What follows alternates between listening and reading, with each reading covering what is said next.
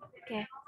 Assalamualaikum warahmatullahi wabarakatuh. Perkenalkan kami dari kelompok 4 mata kuliah Kepemimpinan dan Manajemen Organisasi. Di sini kami akan menjelaskan hasil tugas mengenai leadership versus followership.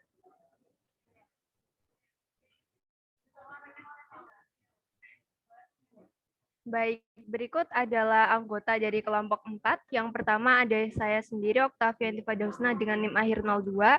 Lalu ada Tegar Alwinata Masyuda dengan NIM akhir 30. Ada Artalia dengan NIM akhir 52. Radinda Brahma dengan NIM akhir 57. Dan Rais Ilham Nustara dengan NIM akhir 90. Bisa di next.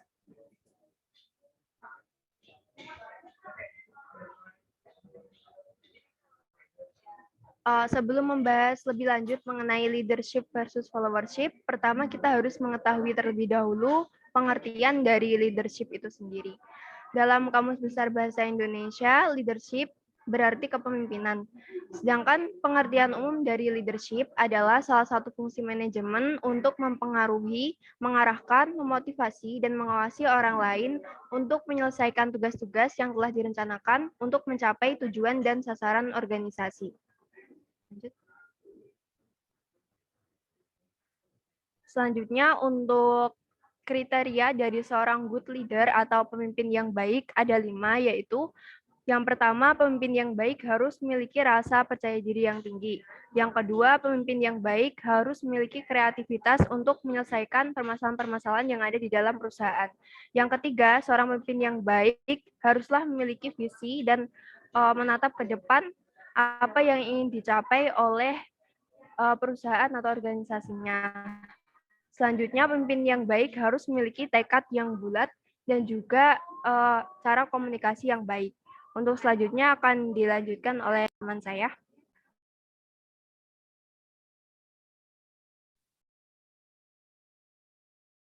Lalu untuk followership sendiri merupakan sebuah proses di mana individu berdasarkan saling ketergantungan bersama secara aktif mempengaruhi orang lain dengan cara menghasilkan nilai bersama dari hubungan tersebut.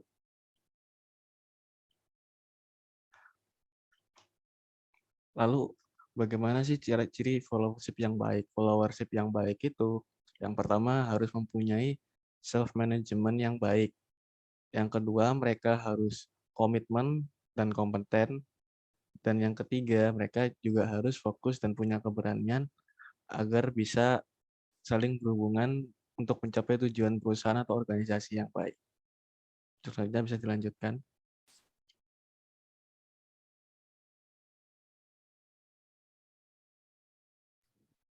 Selanjutnya adalah perbedaan leadership dan followership.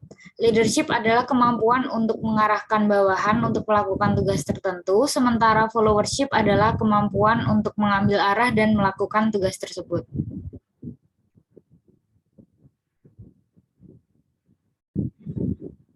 Hubungan leader dan follower. Pentingnya hubungan antara leader dengan follower dalam suatu organisasi tercermin ke dalam dua hal. Pertama, hubungan leader dengan follower menentukan terlaksananya semua rencana dan kegiatan. Hal itu sekaligus menentukan tercapainya jenjang karir seorang bawahan atau follower.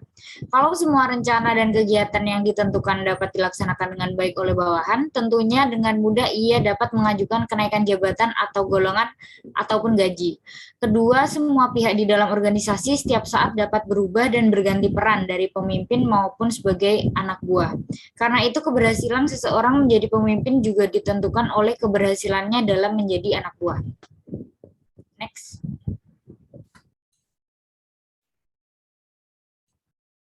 Ya, berikutnya sekarang kita harus mengenai mengapa seorang leader juga harus menjadi seorang follower. Jadi seperti yang dikatakan teman saya sebelumnya, bahwa peran setiap orang ini dapat berubah setiap saat, di mana seorang leader dapat menjadi seorang follower dan begitu pula sebaliknya. Keberhasilan seseorang leader dilihat dari keberhasilannya menjadi seorang follower. Follower yang baik mengerti tugas yang diberikan oleh seorang leader dan bekerja sebaik mungkin agar tugas tersebut dapat dituntaskan dengan hasil yang memuaskan. Dan untuk seorang leader tidak hanya diharapkan untuk mengatur dalam suatu tugas, namun juga mempunyai kapabilitas untuk menyelesaikan tugas dari atasan suatu leader. Oleh karena itu, penting bagi seorang leader untuk juga mempunyai kemampuan sebagai seorang follower. Berikutnya adalah, apakah follower sama pentingnya dengan leader? Jawabannya adalah iya, menjadi seorang follower sama pentingnya adalah menjadi seorang leader. Bila seorang leader bertugas untuk memastikan seluruh tugas yang ada diselesaikan sesuai dengan waktu yang ditentukan, maka tugas follower untuk menjalankan tugas tersebut dengan baik dan tepat waktu dalam penyelesaiannya. Kedua faktor ini berdiri berdampingan, di mana bila follower tidak ada, maka leader tidak bekerja sesuai perannya, dan begitu pula sebaliknya. Berikutnya akan dilanjutkan oleh teman saya. Baik, lalu ada pertanyaan, bisakah leader bekerja tanpa follower? Seorang bisa saja menjadi pemimpin atau leader, tetapi pemimpin yang baik adalah pemimpin yang memiliki pengikut. Pengikut yang baik dapat membantu pemimpin dalam menjalankan tujuannya. Dengan mengikut yang baik, tujuan suatu organisasi dapat dengan mudah tercapai. Lanjut. Lalu ada juga pertanyaan, dapatkah follower menjadi seorang leader?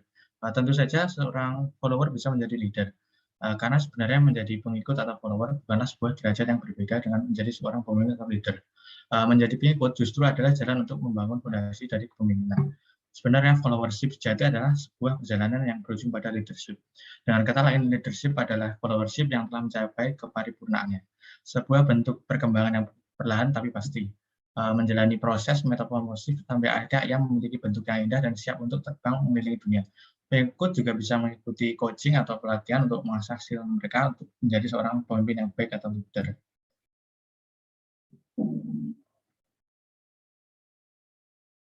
Lalu ada kesimpulannya, kami menyimpulkan bahwa leadership dan followership adalah bagaikan dua sisi mata uang yang selalu berdampingan. Baik, sekian dari presentasi dari kami kelompok 4. Banyak kurangnya mohon maaf, kami akhiri. Assalamualaikum warahmatullahi wabarakatuh.